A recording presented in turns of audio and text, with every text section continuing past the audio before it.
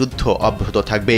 একই বার্তায় তিনি তুরস্কের প্রেসিডেন্ট রিসেপ তাইপ এরদোয়ানের কঠোর সমালোচনা করেন। নেতানিয়াহু অভিযোগ তোলেন যে এরদোগান ইরানের সাথে অনৈতিক আপোষ করছেন এবং কুর্দি নাগরিকদের উপর গণহত্যা চালানোর জন্য তিনি সরাসরি দায়ী। উল্লেখ্য যে এদিকে গাজায় যুদ্ধাপরাধের অভিযোগে ইতোমধ্যেই আন্তর্জাতিক অপরাধ আদালত থেকে নেতানিয়াহুর বিরুদ্ধে গ্রেপ্তারি পরোয়ানা জারি করা হয়েছে। বিশ্লেষকদের মতে ইরান ও যুক্তরাষ্ট্রের সামরিক যুদ্ধবিরতি ও কূটনৈতিক আলোচনার মধ্যেই নেতানিয়াহুর এমন অনড় ও মারমুখী অবস্থান মধ্যপ্রাচ্যের ভূ রাজনৈতিক উত্তেজনাকে পুনরায় উস্কে দিয়েছে।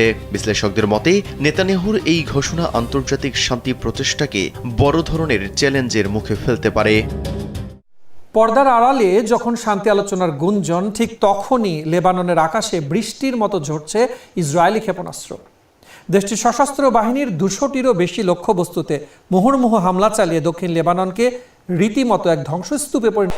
লেবাননের সশস্ত্র বাহিনীর 200টিরও বেশি লক্ষ্যবস্তুতে ভয়াবহ তাণ্ডব চালিয়েছে ইসরায়েলি বিমান বাহিনী। মুহুর্মুহু ক্ষেপণাস্ত্রের আঘাতে কেঁপে উঠেছে দক্ষিণ লেবাননের আকাশ বাতাস। ইসরায়েলি সামরিক মুখপাত্র ব্রিগেডিয়ার জেনারেল এফি ডেফরিন সাফ জানিয়ে দিয়েছেন, সশস্ত্র বাহিনীর সামরিক পরিকাঠামো পুরোপুরি ধ্বংস না হওয়া পর্যন্ত তাদের এই আক্রমণ থামবে না।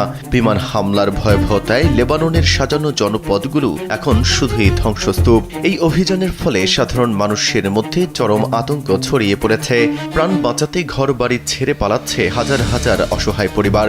একদিকে পদ্মার আড়ালে কূটনৈতিক আলোচনার মাধ্যমে যুদ্ধ থামানোর আপ্রাণ চেষ্টা চলছে, অন্যদিকে পাল্লা দিয়ে বাড়ছে লাশের মিছিল। শান্তি প্রচেষ্টার কথা শোনা গেলেও যুদ্ধের ময়দান বলছে ভিন্ন কথা। ধ্বংস আর হাহাকারের মাঝে লেবানন এখন যেন এক জীবন্ত মৃত্যুপুরী। বিশ্ব নেতাদের উদ্বেগ আর বারংবার হুঁশিয়ারি সত্ত্বেও থামছে না এই রক্তক্ষয়ী সংঘাত। বিশ্ব রাজনীতির দাবার চালে ইরানকে ঢাল বানিয়ে তবে কি নতুন কোনো মাস্টার প্ল্যান সাজাচ্ছে চীন?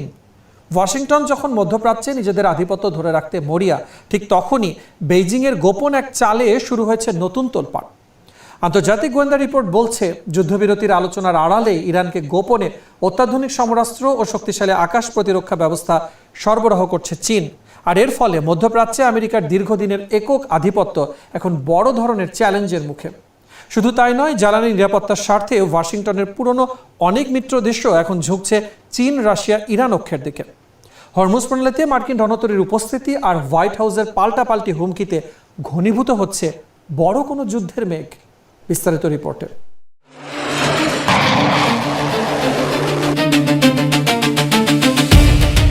বিশ্ব রাজনীতির প্রেক্ষাপটে ঘনিয়ে আসছে এক নতুন সংঘাতের মেঘ। একদিকে আমেরিকার আধিপত্য বজায় রাখার লড়াই, অন্যদিকে চীনের সুদূর প্রসারী মাস্টার প্ল্যান। ইরানকে কেন্দ্র করে বেইজিংয়ের এই নতুন চাল এখন ওয়াশিংটনের মাথা ব্যথার প্রধান কারণ হয়ে দাঁড়িয়েছে। আন্তর্জাতিক গোয়েন্দা রিপোর্ট বলছে, যুদ্ধবিরতির আলোচনার আড়ালে ইরানকে গোপনে অত্যাধুনিক সমরাস্ত্র ও শক্তিশালী আকাশ প্রতিরক্ষা ব্যবস্থা সরবরাহ করছে চীন। এর ফলে মধ্যপ্রাচ্যে আমেরিকার দীর্ঘদিনের এক আধিপত্য বড় ধরনের চ্যালেঞ্জের মুখে পড়েছে। শুধু তাই নয়, জ্বালানি নিরাপত্তার স্বার্থে আমেরিকার অনেক পুরনো মিত্র রাষ্ট্রও এখন ওয়াশিংটনকে ছেড়ে চীন, রাশিয়া, ইরান অক্ষের দিকে ঝুঁকছে। জবাব দিতে আমেরিকাও পিছিয়ে নেই।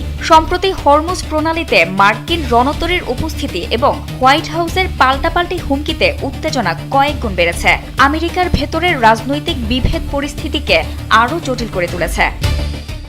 দীর্ঘ 21 ঘন্টার ম্যারাথন বৈঠকেও কোনো লাভ হলো না। কোনো চুক্তি ছাড়াই ইসলামাবাদ ত্যাগ করেছেন মার্কিন ভাইস প্রেসিডেন্ট জেডি ভ্যান্স। ফলে ইরান ও যুক্তরাষ্ট্রের মধ্যকার উত্তেজনা প্রশমনের শেষ আশাটুকু যেন ফিকে হয়ে গেল। মধ্যপ্রাচ্যে এখন আবারও যুদ্ধের আভাস। মূলত ইউরেনিয়াম সমৃদ্ধকরণ নিয়ে দুই দেশেই নিজেদের অবস্থানে অনড়। ইরান তাদের অধিকার ছাড়তে নারাজ, আর যুক্তরাষ্ট্র একে পারমাণবিক অস্ত্র তৈরির হুমকি হিসেবে দেখছে। 21 এপ্রিল চলতি যুদ্ধবিরতির মেয়াদ শেষ হতে যাচ্ছে। ডোনাল্ড ট্রাম্পের সামনে এখন 3টি কঠিন পথ: হয় অন্তহীন আলোচনা চালিয়ে যাওয়া, নয়তো সরাসরি যুদ্ধে জড়িয়ে পড়া, অথবা গুরুত্বপূর্ণ হরমুজ প্রণালী নিয়ন্ত্রণ নিয়ে লড়াই করা। যদি আবারও যুদ্ধ শুরু হয় তবে বিশ্বজুড়ে তেলের দাম আকাশচুম্বী হবে। 3.3% বর্তমান মূল্যস্ফীতি সাধারণ মানুষের নাগালের বাইরে চলে যাওয়ার আশঙ্কা রয়েছে।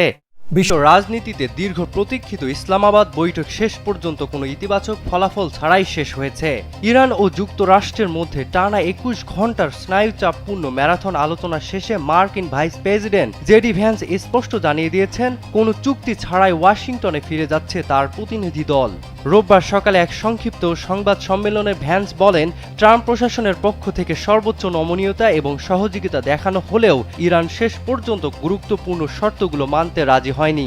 যুক্তরাষ্ট্রের মূল লক্ষ্য ছিল ইরানের পারমাণবিক কর্মসূচি বন্ধে একটি বিশ্বাসযোগ্য এবং অলঙ্ঘনীয় প্রতিশ্রুতি আদায় করা, কিন্তু তেহরান একে অযৌক্তিক দাবি এবং বেআইনি অনুরোধ হিসেবে অভিহিত করেছে। ইরানের পররাষ্ট্র মন্ত্রণালয় এক বিবৃতিতে জানায়, আলোচনার সাফল্য নির্ভর করছিল প্রতিপক্ষের সদিচ্ছার উপর। যদিও আয়োজক দেশ হিসেবে পাকিস্তান দুই চিরপ্রতিদ্বন্দ্বী দেশের মধ্যকার দূরত্ব কমাতে অনবদ্য ভূমিকা পালন করেছে, তবে শেষ পর্যন্ত তা কোনো চুক্তিতে রূপ নিতে পারেনি। বিশেষজ্ঞ পর্যায়ে খসড়া বিনিময় হওয়ায় যে আশার আলো দেখা দিয়েছিল তা ভ্যান্সের এই ঘোষণার মুহূর্তে ফিকে হয়ে গেল। মধ্যপ্রাচ্যে শান্তি ফেরানোর এই বড় সুযোগটি হাতছাড়া হওয়ায় এখন বিশ্ব জুড়ে নতুন করে অস্থিরতার সংখ্যা বাড়ছে।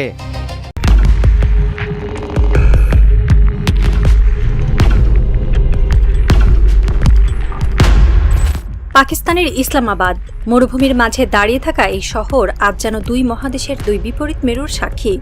একদিকে যুক্তরাষ্ট্রের ভাইস প্রেসিডেন্ট জেডি ভ্যান্স, অন্যদিকে ইরানের শীর্ষ কূটনীতিক, মাঝখানে পাকিস্তানের সেনা প্রধান জেনারেল আসিম মনির। আলোচনা চলছে ঘণ্টার পর ঘণ্টা, কিন্তু প্রতিটি মিনিট যেন প্রমাণ করছে এই আলোচনা সফল হওয়ার সম্ভাবনা মাত্র 10%, বাকি 90% ব্যর্থতা। কেন? কারণ যুক্তরাষ্ট্র ও ইরান দুটি সম্পূর্ণ ভিন্ন জগৎ থেকে এসেছে। ট্রাম্প চান পারমাণবিক অস্ত্র বন্ধ হোক, ইরান চান হামলা বন্ধ হোক। ট্রাম্প চান ইরান যেন ইউরেনিয়াম সমৃদ্ধকরণ বন্ধ করে, ইরান চায় উপসাগর থেকে আমেরিকান সেনা সরানো হোক। ট্রাম্প চায় ইরানের রেজিম চেঞ্জ হয়েছে বলে ঘোষণা দিতে, ইরান চায় হরমুজ প্রণালীতে তাদের সার্বভৌমত্বের স্বীকৃতি। এই দুই চাওয়ার মাঝে ব্যবধান আকাশ পাতাল, আর এই ব্যবধান পূরণের দায়িত্ব নিয়ে বসেছে ইসলামাবাদ, কিন্তু সম্ভাবনা প্রায় শূন্য। ভার্জিনিয়ার সার্লটভিলে উড়োজাহাজে ওঠার আগে সাংবাদিকদের প্রশ্নের জবাবে ট্রাম্প বলেন, কোনো পারমাণবিক অস্ত্র থাকবে না। এটাই হচ্ছে আমার সংক্ষিপ্ত উত্তর। ট্রাম্পের এই বক্তব্য ইরানের জন্য যেন এক চুলো গ্রহণযোগ্য নয়, কারণ ইরানের 10 দফার কোথাও পারমাণবিক অস্ত্র বন্ধ নেই। ইরানের 10 দফা বলছে নিষেধাজ্ঞা প্রত্যাহার, ইউরেনিয়াম সমৃদ্ধকরণের অধিকার, হরমুজের সার্বভৌমত্ব, মার্কিন ঘাঁটি সরানো, ক্ষতিপূরণ, টোল আদায়। এগুলো ইরানের কাছে মুখ্য। পারমাণবিক অস্ত্র নিয়ে আলোচনা ইরানের কাছে গৌণ, বরং অপ্রাসঙ্গিক। ট্রাম্প যেন আসামির কাঠগড়ায় দাঁড় করিয়েছেন ইরানকে। তিনি ইসলামাবাদে ইরানকে ডেকে এনে বলছে, তোমরা চুক্তি করো যে পারমাণবিক অস্ত্র বানাবে না। ইরানের জবাব, আমরা চাই হামলা বন্ধ হোক, উপসাগর থেকে সেনা সরানো হোক, হরমুজের মালিকানার স্বীকৃতি দাও। একজন ইসলামাবাদ ভিত্তিক কূটনীতিক বলেছেন, ট্রাম্প যেন ভুলে যাচ্ছেন ইরান যুদ্ধ জিতেছে, যুদ্ধজয়ী দেশকে আসামির কাঠগড়ায় দাঁড় করানো যায় না। ট্রাম্প যদি এটাই বিশ্বাস করেন তাহলে ইসলামাবাদ বৈঠক ভেস্তে যাওয়া নির্ধারিত। ট্রাম্প আরও বলেছেন, আমাদের কোনো বিকল্প পরিকল্পনার প্রয়োজন নেই। এই বক্তব্য ইঙ্গিত দেয় যুক্তরাষ্ট্র এখন ইরানের কাছে আত্মসমর্পণের কোনো বিকল্প দেখছে না, কিন্তু ইরানের শর্ত মেনে নিতেও রাজি নয়। ফলে অচল অবস্থা, আর এই অচল অবস্থার নাম ইসলামাবাদ বৈঠক। ট্রাম্প ইসলামাবাদ যাওয়ার আগে আরেকটি বক্তব্য দেন যা বিশ্বকে হাসিয়েছে। তিনি বলেন, ইতিমধ্যেই ইরান সরকার পরিবর্তন ঘটে গেছে, রেজিম চেঞ্জ হয়ে গেছে। কি আশ্চর্য! ট্রাম্প যেন স্বপ্ন দেখছেন, ইরানের রেজিম চেঞ্জ হয়নি। আয়তুল্লাহ আলী খামেনি নিহত হয়েছেন, কিন্তু তার স্থলাভিষিক্ত হয়েছে তার দ্বিতীয় পুত্র মুজতবা খামেনি। এটি রেজিম চেঞ্জ নয়, এটি উত্তরাধিকার, এটি শাসন ব্যবস্থার ধারাবাহিকতা। ইরানের জনগণ তো বিদ্রোহ করেনি, বরং আরও ঐক্যবদ্ধ হয়েছে। 70 লাখ স্বেচ্ছাসেবী সেনা প্রমাণ করেছে ইরানের জনগণ তাদের নেতার পেছনে আছে। তবে ট্রাম্প কেন এই বানোয়াট গল্প বলছেন? বিশ্লেষকরা বলছেন এটি লজ্জা থেকে বলা, কারণ ইসরায়েলের নেতানিয়াহু ট্রাম্পকে বোঝালেন, প্রথম দফায় আলী খামেনিকে শেষ করে দাও, ইরানের জনগণ বিদ্রোহ করবে, নতুন সরকার আসবে যেটা আমাদের পক্ষে থাকবে। কিন্তু উল্টো হলো, আলী খামেনি শহীদ হলেন, ইরান আরও ঐক্যবদ্ধ হলো, নেতানিয়াহুর বডি ট্রাম্পকে খাইয়েছে। এখন সেই ব্যর্থতা ঢাকতে ট্রাম্প বলছেন রেজিম চেঞ্জ হয়ে গেছে। এটি একেবারে আঙ্গুর ফল টক প্রবাদের মতো অবস্থা। একজন তেহরানি বিশ্লেষক বলেছেন, ট্রাম্প যদি ভাবেন ইরানের জনগণ রেজিম চেঞ্জ চায়, তাহলে তিনি ইরানের মাটিতে পা দিয়ে দেখুন, 70 লাখ স্বেচ্ছাসেবী তাকে উত্তর দেবে। ট্রাম্প ইসলামাবাদ যাওয়ার আগে আরেকটি বক্তব্য দেন। তিনি বলেন, ইরান হরমুজ প্রণালী দিয়ে যাতায়াতকারী জাহাজ থেকে টোল আদায় করবে, আমরা এমনটা হতে দেব না। কি বলছেন ট্রাম্প? হরমুজ প্রণালী ইরানের ভূখণ্ডের অংশ। ইরানের সংসদ আইন পাশ করেছে হরমুজের টোল আদায় করা হবে। ওমানের সঙ্গেও চুক্তি হয়েছে যৌথভাবে টোল আদায়ের জন্য। আন্তর্জাতিক আইন অনুযায়ী একটি দেশ তার ভূখণ্ডের ওপর কর্তৃত্ব করতে পারে। হরমুজের কিছু অংশ ইরানের আঞ্চলিক জলের মধ্যে পড়ে। ট্রাম্পের আমরা দেব না এখন কেবল কথা, কারণ যুক্তরাষ্ট্রের সেই ক্ষমতা আর নেই। যুক্তরাষ্ট্রের পঞ্চম নৌবহর বাহরাইন ছেড়ে চলে গেছে। উপসাগরে যুক্তরাষ্ট্রের আর কোনো ঘাঁটি নেই। যুক্তরাষ্ট্রের জাহাজগুলো এখন ওমান উপসাগরের দূরে অবস্থান করছে। ইরানের ড্রোন ও মিসাইলের ভয়ে কেউ কাছে যেতে সাহস পাচ্ছে না। ট্রাম্প যদি বলেন আমরা দেব না, ইরানের জবাব, তোমরা কি করতে পারো, আবার যুদ্ধ করবে? সেই সামর্থ্য তোমাদের আছে? হরমুজের টোল আদায় এখন বাস্তবতা। ইরান ইতিমধ্যে কয়েকটি পণ্যবাহী জাহাজ থেকে টোল নিয়েছে। শিপিং কোম্পানিগুলো ধীরে ধীরে মেনে নিচ্ছে। ট্রাম্পের বক্তব্য কেবল নির্বাচনী প্রচারণার অংশ। হরমুজ প্রণালী আন্তর্জাতিক জলপথ, কিন্তু এর কিছু অংশ ইরানের আঞ্চলিক জলের মধ্যে পড়ে। ইরান ইতিমধ্যে আইন পাশ করেছে টোল আদায় বাধ্যতামূলক। ওমানের সঙ্গে যৌথ প্রোটোকল স্বাক্ষরিত হয়েছে। বিশ্বের 30% তেল যায় এই পথে। ইরান যদি চায় তারা এই পথ পুরোপুরি বন্ধ করে দিতে পারে। যুদ্ধের সময় তারা তা করেছিল। আজ তারা সেটা করছে না, কারণ তারা টোল আদায় করতে চায়। টোল আদায় ইরানের জন্য বিশাল রাজস্বের উৎস। প্রতিটি জাহাজ থেকে $20 লাখ করে টোল নিলে দৈনিক আয় $4 কোটি, যা বার্ষিকে প্রায় $15 বিলিয়ন। এই অর্থ ইরানের অর্থনীতি চাঙ্গা করবে, নিষেধাজ্ঞার ক্ষতি পুড়িয়ে দেবে। ট্রাম্পের আমরা দেব না বাস্তবে অমূলক, কারণ যুক্তরাষ্ট্রের কাছে এই মুহূর্তে হরমুজের বিকল্প নেই। কেপ অব গুড হোপ পথে বেশি সময়, বেশি খরচ, বেশি ঝুঁকি। শেষ পর্যন্ত বিশ্বকে ইরানের টোল মেনে নিতেই হবে। একজন আন্তর্জাতিক আইন বিশেষজ্ঞ বলেছেন, হরমুজের টোল নিয়ে আন্তর্জাতিক আদালতে মামলা হতে পারে, কিন্তু ততদিনে ইরান $1 বিলিয়ন আয় করে ফেলবে, আর ট্রাম্প তো হোয়াইট হাউসেই থাকবে না। ইসলামাবাদ বৈঠক চলছে। ইরান 10 দফা নিয়ে বসেছে, যুক্তরাষ্ট্র 1 দফা নিয়ে বসেছে। এই ব্যবধান পূরণ করা কি সম্ভব? বিশ্লেষকরা বলছেন সম্ভাবনা মাত্র 10%, কারণ ইরান যুদ্ধ জিতেছে। যুদ্ধজয়ী দেশ কখনো আত্মসমর্পণ করে না। ইরানের কাছে হরমুজের চাবি, ইরানের কাছে 70 লাখ স্বেচ্ছাসেবী সেনা, ইরানের কাছে ভূগর্ভস্থ মিসাইল সিটি, ইরানের কাছে ফাতাহ 2 হাইপারসনিক মিসাইল। বিশ্বের 30% তেলের রুটও ইরানের কাছেই। অন্যদিকে যুক্তরাষ্ট্রের কাছে কি আছে? বন্ধ ঘাঁটি, ভাঙা রাডার, ফুরিয়ে আসা মিসাইল আর ট্রাম্পের ট্রুথ সোশ্যালের পোস্ট। এই অবস্থায় যুক্তরাষ্ট্র ইরানকে পারমাণবিক অস্ত্র বন্ধ শর্ত দিতে পারে না। তবে 10% সম্ভাবনা কেন? কারণ পাকিস্তানের সেনা প্রধান আসিম মনির খুব চেষ্টা করছেন। তিনি দুটি পক্ষের মধ্যে সেতুবন্ধন তৈরি করতে চান। ইরান ও যুক্তরাষ্ট্র উভয়ের সঙ্গেই পাকিস্তানের সম্পর্ক ভালো। পাকিস্তান চায় এই যুদ্ধ যেন দীর্ঘায়িত না হয়, তাই তারা মধ্যস্থতা করছে। কিন্তু ইরানের অবস্থান অটল। ইরানের পররাষ্ট্রমন্ত্রী ইসমাইল বাগাই ইসলামাবাদে বলেছেন, আমরা 10 দফার বাইরে 1 ইঞ্চিও পেছাবো না। যুক্তরাষ্ট্র যদি চায় চুক্তি, তাহলে 10 দফা মেনে নিক, না হলে ইসলামাবাদ থেকে ফিরে যাই। ট্রাম্পের জবাব, পারমাণবিক অস্ত্র থাকবে না। এই দুই বক্তব্যের মাঝে কোনো মিল নেই, তাই সম্ভাবনা 10%-এর বেশি নয়। পাকিস্তানের সেনাপ্রধান ঘরের ভেতর, ইরানের প্রতিনিধির দল বসে আছে। যুক্তরাষ্ট্রের ভাইস প্রেসিডেন্ট জেডি ভ্যান্স অন্য ঘরে। তারা আলাদা আলাদা বসে। পাকিস্তানের কূটনীতিকরা দুই পক্ষের মধ্যে বার্তা নিয়ে যাচ্ছে। বাইরের সাংবাদিকরা অপেক্ষা করছে, ক্যামেরা প্রস্তুত, ফ্ল্যাশলাইট চলছে। সবাই জানতে চায় কি সিদ্ধান্ত হবে। কিন্তু সিদ্ধান্ত হবে কি? সম্ভাবনা কম। ট্রাম্পের পারমাণবিক ম্যানিয়া ইরানের কাছে গ্রহণযোগ্য নয়।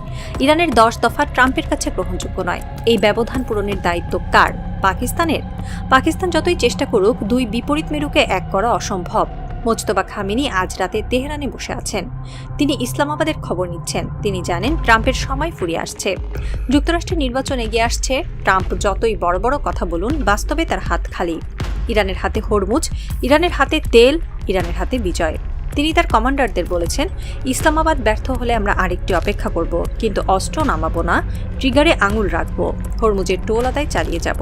ইসলামাবাদের আলো জ্বলছে, কিন্তু সেই আলো নেভানোর সময় এসে গেছে, কারণ ট্রাম্পের পারমাণবিক স্বপ্ন ইরানের হরমুজ বাস্তবতার সামনে ধুলোয় মিশে যাচ্ছে।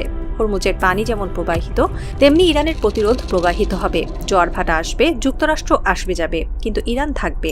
হরমুজ থাকবে, ইরানের পতাকা থাকবে। জিন্দাবাদ হরমুজ, জিন্দাবাদ ইরান, জিন্দাবাদ প্রতিরোধ।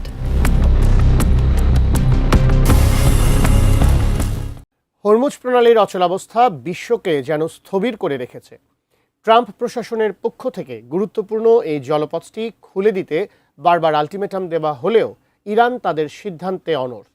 এদিকে ইসলামাবাদে শান্তি চুক্তি ভেস্তে যাওয়ায় হরমুজ নিয়ে সামাজিক যোগাযোগ মাধ্যমে চরম বিদ্রূপের শিকার হয়েছেন প্রেসিডেন্ট ডোনাল্ড ট্রাম্প।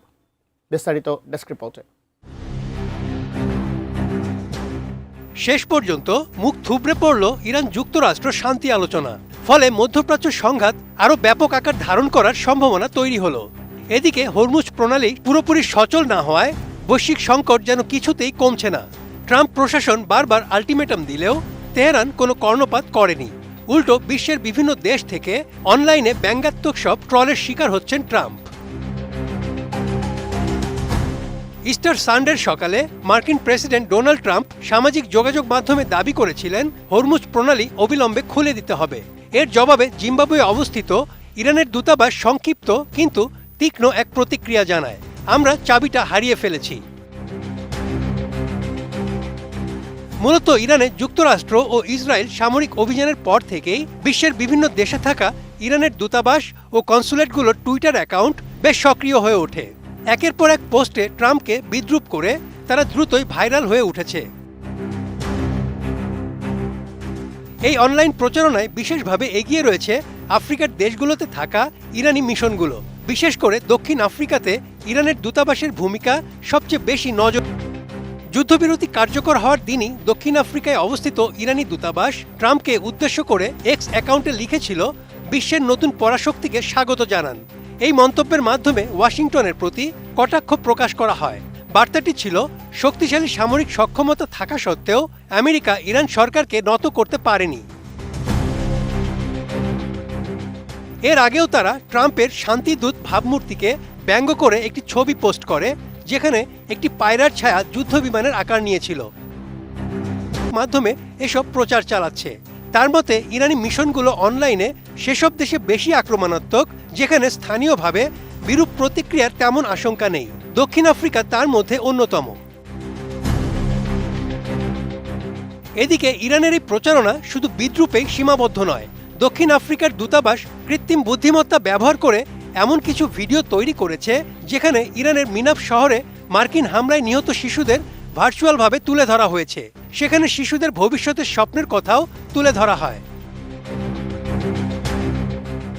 তিউনিসিয়া সহ আফ্রিকার আরও কিছু দেশে অবস্থিত ইরানি দূতাবাস একই ধরনের প্রচারণা চালাচ্ছে। কখনো স্বাগতিক দেশের প্রশংসা, আবার কখনো আন্তর্জাতিক সমর্থনের ইঙ্গিত দিয়ে তেহরান বোঝাতে চাইছে যুক্তরাষ্ট্র ও ইসরায়েলের বিরুদ্ধে এই লড়াইয়ে তারা একা নয়।